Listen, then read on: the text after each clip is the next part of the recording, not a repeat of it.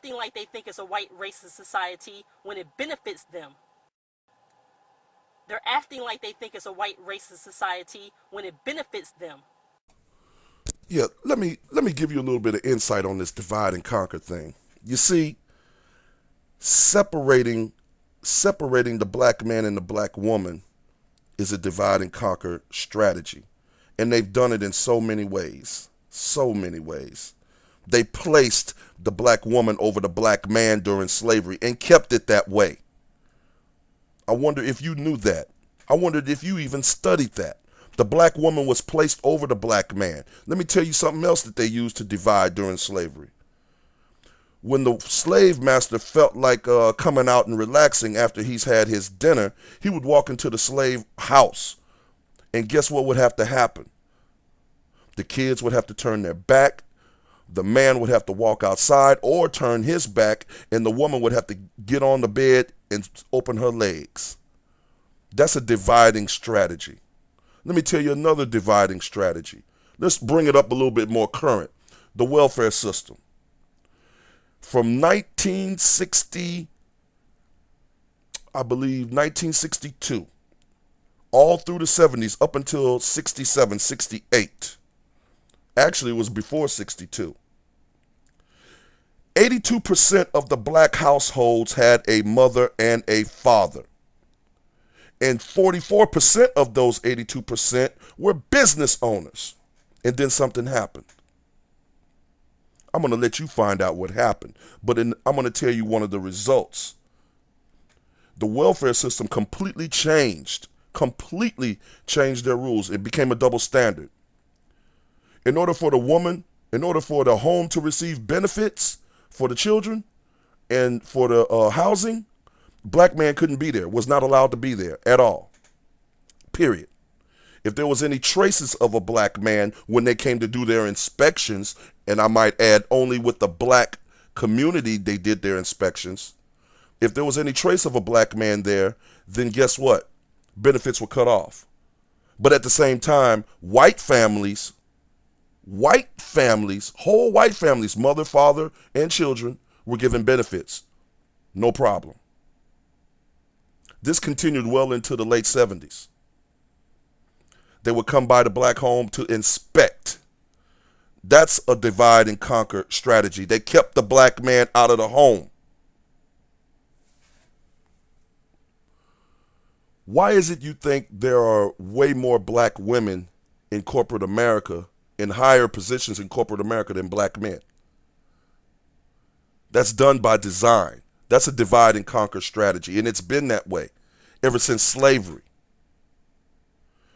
Just because black men get to go to work alongside whites in these factories and these stores and whatnot does not make them equal, nor does it make them free, because black people had no say in freedom or their equality. They had no say in it. When it was decided for black people to be free, black people didn't have a say in how they were to be free. When it was decided that black people were going to be equal, black people didn't have a say in how they were going to be treated equal. They didn't get to have a say in either one. So like I said, you've got a lot to learn. You really do. The majority of people in this country are white. White people have the power in this country.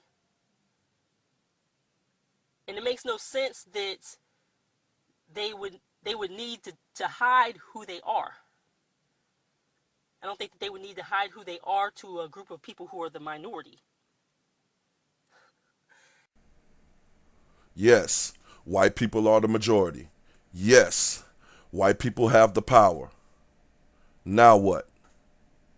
You think just because they are the majority and because they have the power that it makes no sense to you? It makes no sense to you that they would hide who they are?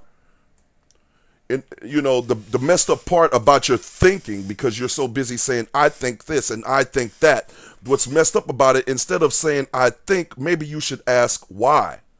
Instead of passing judgment and saying it don't make sense, maybe you should stop and ask a question. Why do they hide like that? Because you haven't studied the history. If you studied their history, you would know why they are hiding who they are. They are hiding a hell of a lot more than who they are. That's what you need to look at. That's why you need to ask instead of running your mouth, passing judgment on something, thinking that you know what you're talking about. Makes no sense. If the majority of people in this country were white racists who hated black people and they had the power, I don't think that they would need to hide that from black people. If this is a white racist society, why do so many white people deny being racist? What you fail to realize is the harsh truth. The majority of the people are consciously and unconsciously racist. The majority of white people in this country do hate black people because they were conditioned to. You would know that if you studied the history. And where you should start, where you really should start, is right when the slave trade ended. You need to take a look at what took place right after that, because the majority of the black people that were slaves in this country outnumbered white people almost 100 to 1. And then something happened when the slave trade ended. That's where you need to start. I'm not going to tell you what it is. That right there will answer your question on why so many white people are pretending not to hate, not to be racist, not to be supremacist. They're pretending. All white people don't hate black people, but the majority of them do. And they damn sure stand against what black people right now today, who are historically and socially conscious, are trying to get done for their people. You're too busy judging the situation as of right now instead of studying the history of the situation. That's your problem. And on the strength of that, I'm going to play this video again because you need to know this truth and you need to study.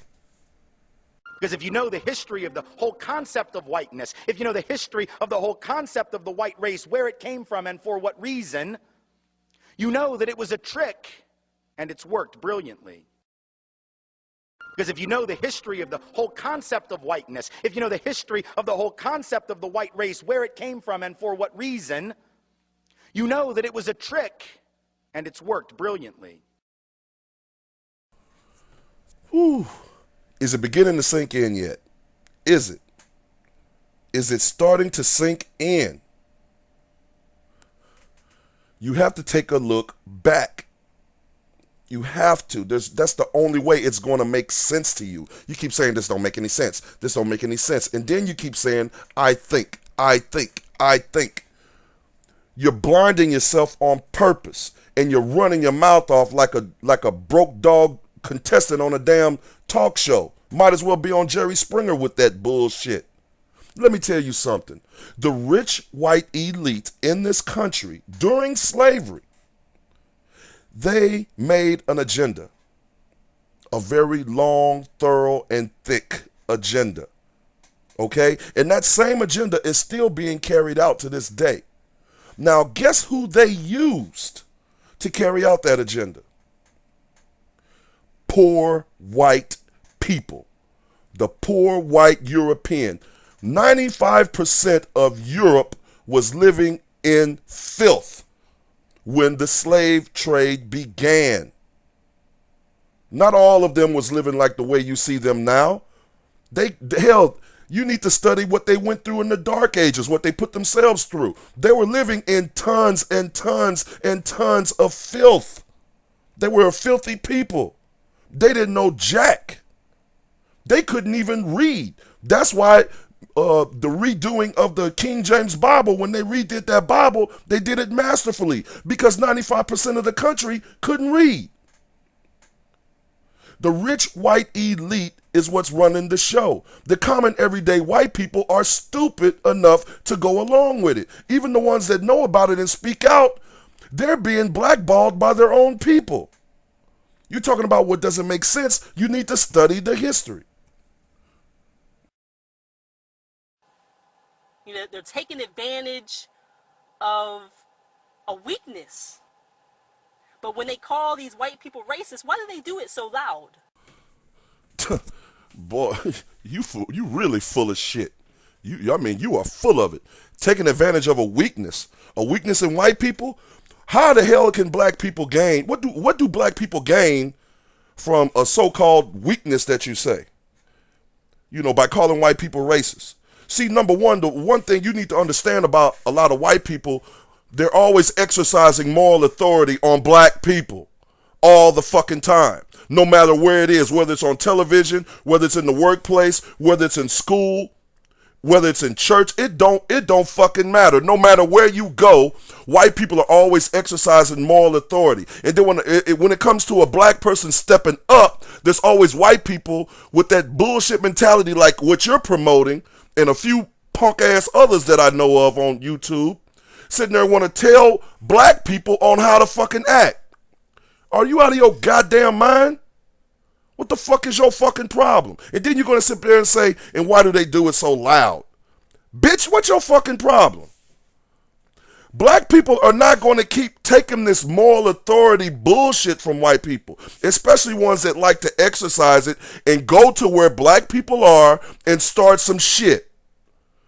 That's what a lot of you, people just like you, and a lot of punk ass motherfuckers I know don't want to step up to the plate to admit. White people are always going to where black people are and creating drama, creating bullshit, exercising some fucked up moral authority. The same moral authority that the goddamn hippies did back in the late 60s when they joined in ducktail with the Black Power movement.